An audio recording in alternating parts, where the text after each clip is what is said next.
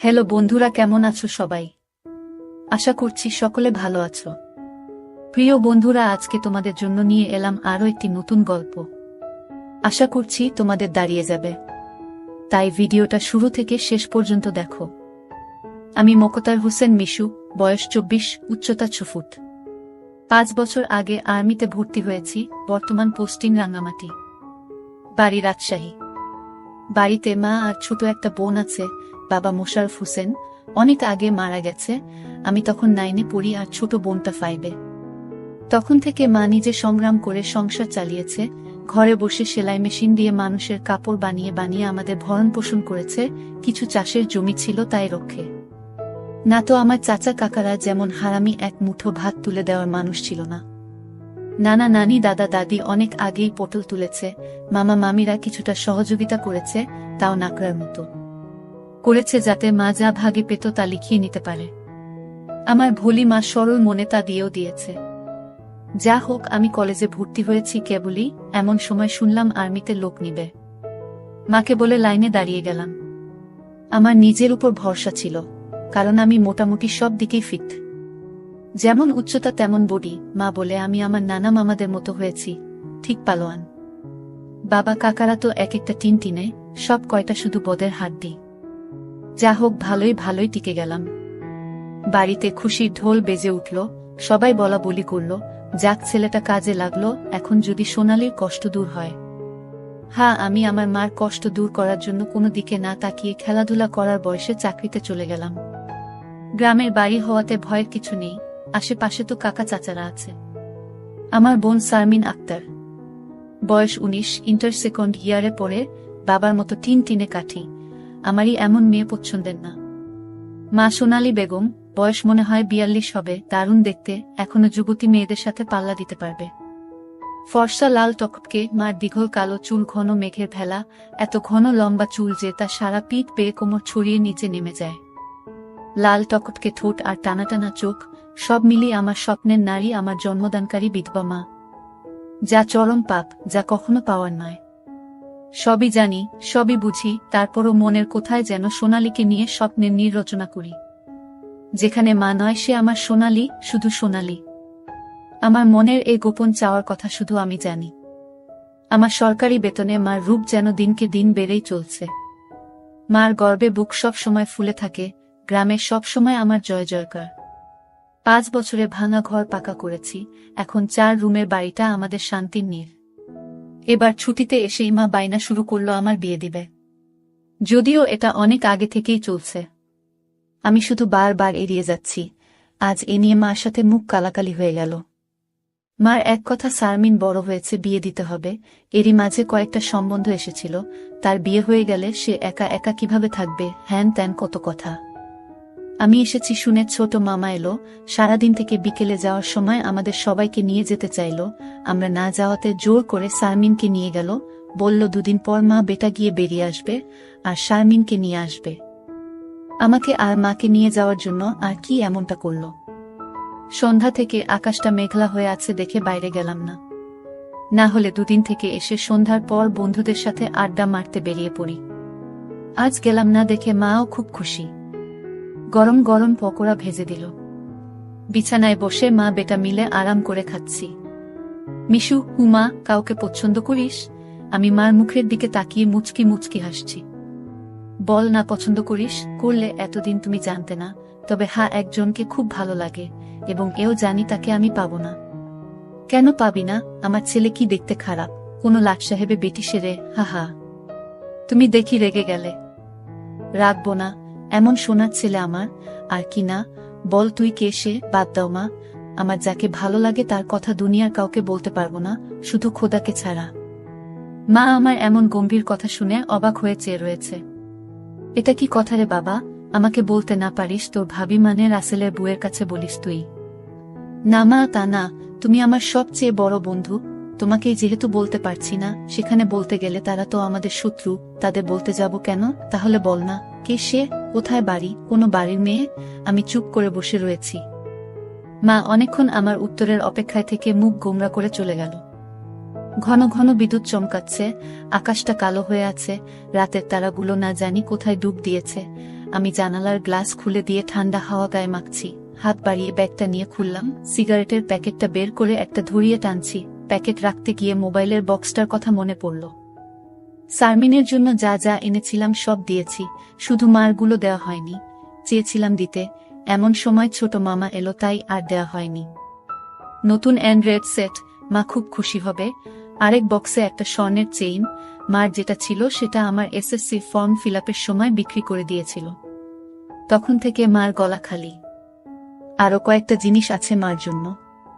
আয় খেয়ে নে, ঝড় আসতে পারে, কারেন্ট চলে গেলে খেতে ঝামেলা হবে। আমি তাড়াতাড়ি সিগারেটটা জানালা দিয়ে বাইরে ফেলে দিয়ে বললাম, হা দাও।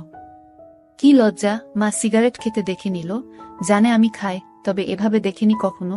ঘরে বসে সিগারেট খাওয়াটা ভুল হয়ে গেছে, সারা ঘরে সিগারেটের ধোঁয়া।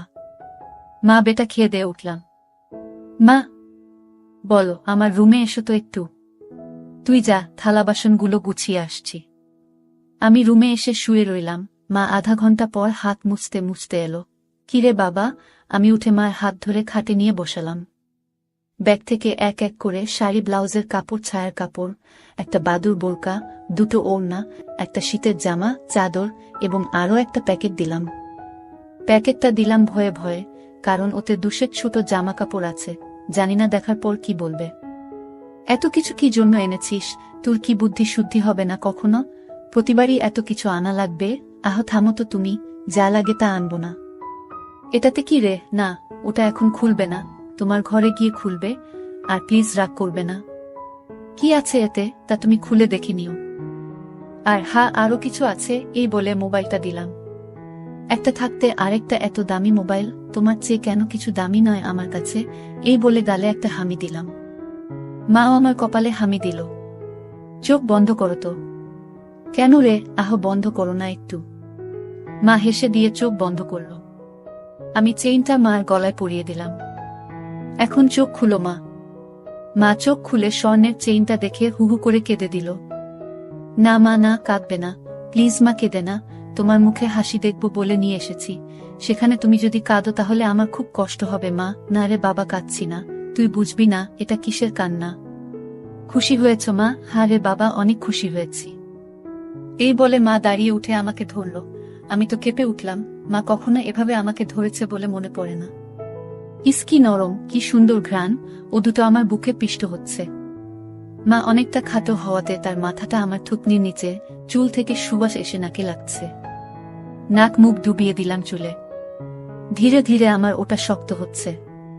মন চাচ্ছে হাত দুটো আরেকটু নিচে নিয়ে রাখি, তবে সাহস পাচ্ছি না।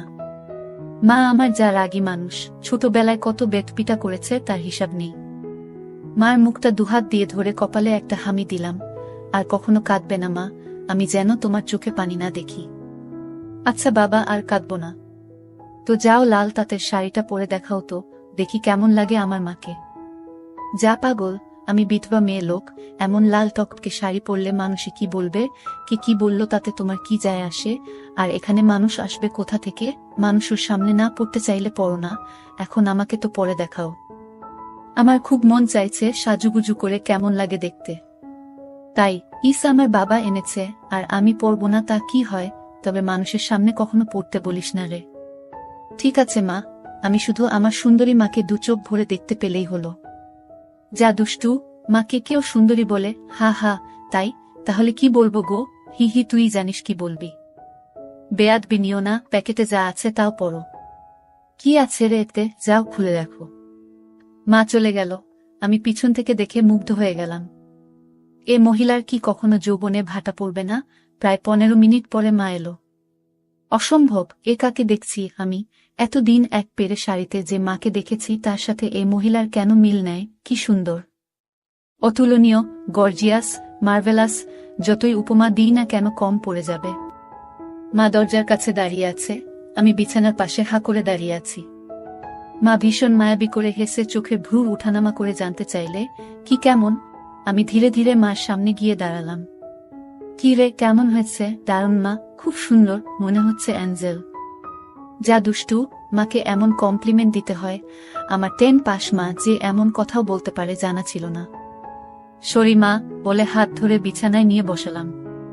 আমি নিচে বসে মার কোলে মাথা রাখলাম। তুমি সব সময় এমন ভাবে থাকতে পারো না মা। মা আমার মাথায় চুলে হাত বুলিয়ে দিয়ে কি পাগলের মতো বলছিস? মানুষে দেখলে কি বলবে? তাহলে বলো, আমি যে কয়দিন থাকবো সে কয়দিন এমন করে সেজে থাকবে কেন রে? আমার খুব ভালো লাগে মা। হি হি পাগল, আচ্ছা থাকবনি। আমি মুখ উঠিয়ে মার মুখের দিকে তাকিয়ে, ওগুলো পড়েছ মা? যা শয়তান, কিছু তো শরম করো। মার জন্য কেউ এসব আনে জানি না মা, কেউ আনে কিনা, তবে বাবা থাকলে হয়তো আমিও আনতাম না। সে নেই দেখে মনে হলো আমার মার তো ভালো মন্দর খোঁজ রাখার কেউ নেই, তাই নিজেই রাখি। রাগ হয়েছ মা? না রাগ হয়নি, কিন্তু আর আনিস না। কেন মা, পছন্দ হয়নি নাকি সাইজে হয়নি? সব ঠিক আছে। তবে তবে কি মা? মা লজ্জায় মুখ ঘুরিয়ে নিয়ে, তুই এনেছিস ভাবলে পড়তে শরম করে রে। আজ থেকে আমাকে ছেলে নয় বন্ধু ভাববে, তাহলে আর শরম করবে না। হবে মা আমার বন্ধু। যাহ পাগল, সমবয়সী না হলে কি বন্ধু হওয়া যায়? এ যুগে ওসব পুরনো কথা মা। তাই বলে মা ছেলে, হা মা ছেলে, এতেই তো ভালো, একে অপরের কাছে আসা যায়। তুই অনেক বড় হয়ে গেছিস দেখি, কি সুন্দর কথা বলছিস। তা তো অবশ্যই, কয়দিন পর তোমার ছেলে সেকেন্ড লেফটেন্যান্ট অফিসার হবে। খুব ভালো হবে রে বাবা, খুব ভালো হবে। এমন সময় বিদ্যুৎ চলে গেল। মোবাইলটা জ্বালাতো মিশু, দেখি চার্জার বাতিটা কোথায় আছে। থাক না মা, এমন কি সুন্দর তোমার কোলে শুয়ে আছি। জানো মা, পাহাড়ি এলাকায় একা একা পোস্টে ডিউটি দেওয়ার সময় এমন স্বপ্ন রোজ দেখি। প্রতিদিন মনে হয় তোমার কোলে শুয়ে একটু যদি। ঠিক আছে, এমনই থাক, তোর যত মন চাই। ধন্যবাদ মা। হি হি পাগল। মা হু, আজ আমার পাশে ঘুমাবে একটু? কেন রে, মন চাচ্ছে তোমাকে ধরে ঘুমাতে। ঠিক আছে, যা সদর দরজাটা বন্ধ করে ঘরগুলোতে ছিটকানি লাগিয়ে আয়। আমি উঠে লাফাতে লাফাতে চলে গেলাম। আজ আমার খুশি ধরে না, কিছু হলে হতেও পারে। এক জগ পানি নিয়ে এলাম সাথে করে। এসে দেখি মা শুয়ে পড়েছে। টেবিলে জগটা রেখে খাটের পাশে দাঁড়ালাম। মা দেয়ালের দিকে সরে গিয়ে আমাকে জায়গা করে দিল। বজ্রপাতের আলোতে মার মুখটা মায়াবী মায়াবী লাগছে। খোলা জানালার হিম বাতাসে আমার মনে ঝড় তুলছে। জানি না মার মনে কি চলছে। মনে হচ্ছে মা তার স্বামীকে পাশে শোয়ার জন্য জায়গা করে দিল। মা নতুন বউ, আমি তার স্বামী। দাঁড়িয়ে রইলি যে, শুবি না? হাসুই। মার পাশে শুয়ে পড়লাম, দুজনে মুখোমুখি। আধো অন্ধকারে দুজনে দুজনার দিকে চেয়ে আছি। ঘুমাবি না? তুমি ঘুমাও, আমার ঘুম এত তাড়াতাড়ি আসে না। তাই আয় কাছে আয়, মাথায় হাত বুলিয়ে দিচ্ছি। আমাকে আর পাইকে একেবারে মার বুকের কাছে বুক নিয়ে গেলাম, তবে কোমরটা দূরে রাখলাম। মা একটা হাত সাইডে লম্বা করে দিল। এখানে মাথা রাখো। মা তার হাতের উপর মাথা রাখতে বলছে। আমি সহজ মনে তাই করলাম। নাকটা মার বগল থেকে ৩-৪ ইঞ্চি দূরে। ভালো মতো দেখতে না পেলেও বুঝতে পারছি যে এর বেশি দূরে নয়, কারণ ঘামের ঘ্রাণ পাচ্ছি। ইসমার বগলের ঘ্রাণেই তো আমার শরীর আনচান আনচান করছে। মার বাম হাতের উপর শুয়ে আছি। মা ডান হাত দিয়ে মাথায় হাত বুলিয়ে দিচ্ছে, এতে করে আঁচল উঁচু হচ্ছে। আর যখনই বিদ্যুৎ চমকাচ্ছে তখনই ওগুলো দেখতে পাচ্ছি। নিজেকে কন্ট্রোল করা মুশকিল হয়ে পড়ছে। মিশু, হু, কাকে পছন্দ করিস বললি না তো? শুনলে রাগ করবে মা, তাই বলা যাবে না। কেন কেন, এমন কাকে তোর মনে ধরেছে যে শুনলে রাগ করব? বাদ দাও না মা, নিজেকে তোমার কাছে ছোট করতে চাই না তোমার মনে কষ্ট দিতে। তোর কথার তো আগা মাথা কিছুই বুঝছি না। নাইবা বুঝলে মা, হু। তোমাকে একটু ধরি। মা হিহি করে হেসে, ধর। কি সুন্দর ঘ্রাণ গো মা তোমার। যা শয়তান। আমি মার এমন আশকারা দেয়া কথায় সাহস পেয়ে তাকে চিৎ করে দিলাম। মন চাচ্ছে কোমরাটা উপর তুলে দিতে। মুখটা উঁচু করে হামি দিয়ে বললাম, আমি তোমাকে খুব ভালোবাসি মা। মা আমার মুখটা দুহাত দিয়ে ধরে, আমিও তোকে খুব ভালোবাসি রে সোনা। আমার ভালোবাসাটা অন্যরকম মা। কেমন রে? মা ছাড়া আরো অনেক কিছু। কেমন? শুনলে রাগ করবে না তো? আহ বল না, এত পেঁচাচ্ছিস কেন? তুমি আমার ড্রিম গার্ল মা। তাই তো। কি? হ্যাঁ মা, জানি এটা শুনে আমাকে খারাপ ভাবছ, এজন্যই বলতে চাইছিলাম না। আমি তোর মা মিশু, এমনটা কিভাবে ভাবতে পারলি? জানি না মা, শুধু জানি আমি তোমাকে প্রচন্ড ভালোবাসি। তোমাকে ছাড়া কাউকে ভাবতে পারি না। চুপ কর বেয়াদব, এমন কথা বলতে তোর মুখে বাজছে না? সরি মা। এই বলে তার উপর থেকে উঠে খাট থেকে নেমে পানি খেলাম। মাও বিছানার উপর উঠে বসেছে। বুঝতে পারছি সে অবাক হয়ে আমার দিকে তাকিয়ে আছে। জানালার ধারে গিয়ে দাঁড়ালাম। বৃষ্টি থেমে গেছে, তারপরও আকাশ কালো হয়ে আছে। চাঁদ তারা কোথায় যেন লুকিয়ে গেছে আজ। ঠিক আমার হৃদয়ের মতো চারিদিকে অন্ধকার। এমন সময় কারেন্ট এলো, ঘরটা আলোকিত হয়ে গেল। আমি জানালাটা লাগিয়ে দিলাম, পর্দা ঝুলিয়ে দিয়ে ঘুরে দাঁড়ালাম। মা বিছানার উপর হাঁটুতে মাথা দিয়ে নির্বাক বসে আছে। ফ্যানের হাওয়া মার রেশমি চুলগুলো দোলা দিচ্ছে। মনে হচ্ছে নববধূ বসে আছে। মা মুখ তুলে আমাকে তার দিকে এক মনে তাকিয়ে থাকতে দেখে, এখনে আয়। আমি মার কাছে গেলাম। বস। বসলাম। মা আমার পিঠে হাত বুলিয়ে দিয়ে বলে, এমনটা হয় না বাবা, আমার লক্ষ্মী সোনা ছেলে। আমি কিছু মনে করিনি। আমি জানি তোদের বয়সের ছেলেদের ফ্যান্টাসি হয় খালা, চাচিরা। তবে মাকে নিয়ে ফ্যান্টাসি রচনা করা একটু বেশি হয়ে যায়।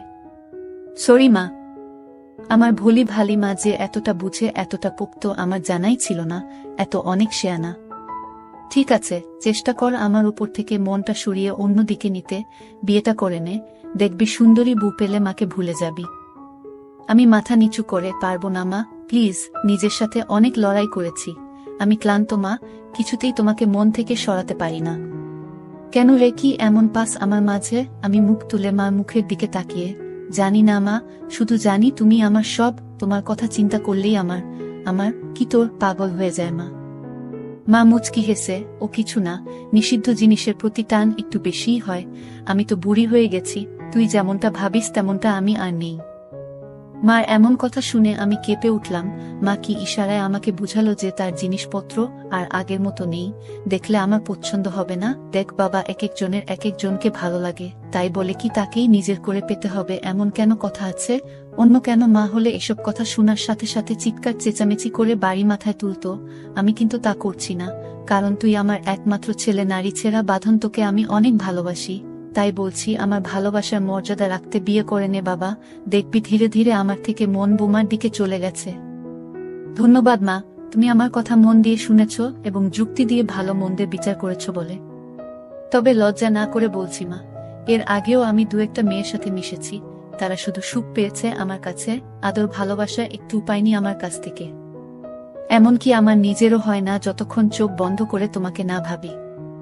যখন সেসব মেয়েদের জায়গায় তোমাকে কল্পনা করি তখন আমি আর নিজের মাঝে থাকি না, সুখের সাগরে ভেসে যাই। কেবলমাত্র তখনই হয় আমার। তুই তো অনেক দূর এগিয়ে গেছিস তাহলে। আমি অনেক আগে থেকেই বুঝতে পেরেছিলাম যে আর চোখে লুকিয়ে লুকিয়ে আমাকে দেখিস। ভাবতাম শয়তান ছেলে পুলে, আর একটু বড় হলে সমবয়সী মেয়েদের সাথে মিশলে ঠিক হয়ে যাবে, কিন্তু এখন দেখছি তা না। তোর দেখি বয়স্ক মহিলাদের ভালো লাগে। এতক্ষণ মার সাথে এত খোলামেলা কথা বলতে পেরে নিজেকে অনেক হালকা লাগছে। সাহস করে মাকে ধরে শুইয়ে দিলাম। মা চুলে হাত বুলিয়ে দিচ্ছে। আমি তাহলে কি করব মা, সেটাই তো ভাবছি। যেটাই ভাবো মা, আমার মতো পরিবর্তন হবে না। মানে কি? মানেটা তুমি ভালো করেই জানো। মার কণ্ঠে এবার সত্যি সত্যি রাগের আওয়াজ পেলাম। তাই বলে সারা জীবন বিয়ে করবি না, নাকি ছেলে হয়ে মাকে বিয়ে করতে চাস? মা যে এমন কথা ঠাস করে বলে বসতে পারে তা আমি চিন্তাই করিনি। আমি বললাম, বিয়ে না করতে পারলেও তো তুমি আমার হতে পারো। এটা কি মামা বাড়ির আবদার নাকি? ছি মিশু, এমনটা বলতে তোর মুখে বাঁধল না? তাহলে সারা জীবন ছেলেকে এভাবেই দেখতে পাবে মা। তোমার এই মিশু কখনো বিয়ে করবে না। মার চোখে জল টলমল করছে। আমি হাত দিয়ে তা মুছিয়ে দিলাম। আমি তো এমন কিছু করিনি মা। তাহলে তুমি কাঁদছো কেন? আমরা দুজন জাস্ট আলাপ করছি। মা অনেকক্ষণ চুপ থেকে, শুন বাবা, লজ্জা শরমে মাথা খেয়ে বলছি, তোর কষ্ট আমি দেখতে পারবো না।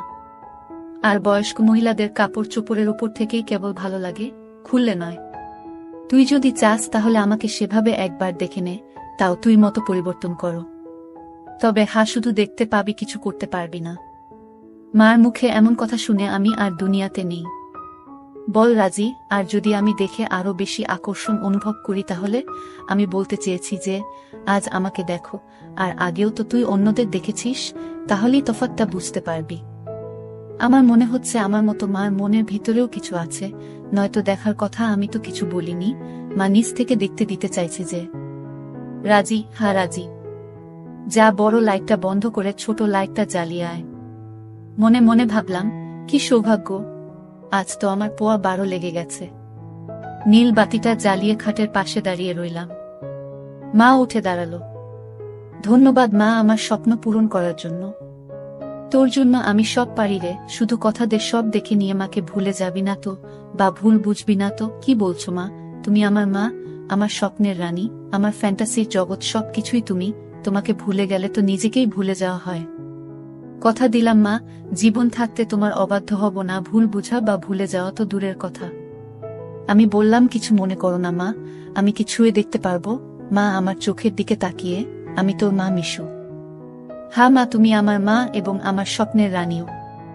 আমি পিছন দিকে গিয়ে শাড়ির আঁচলটা ফেলে দিলাম।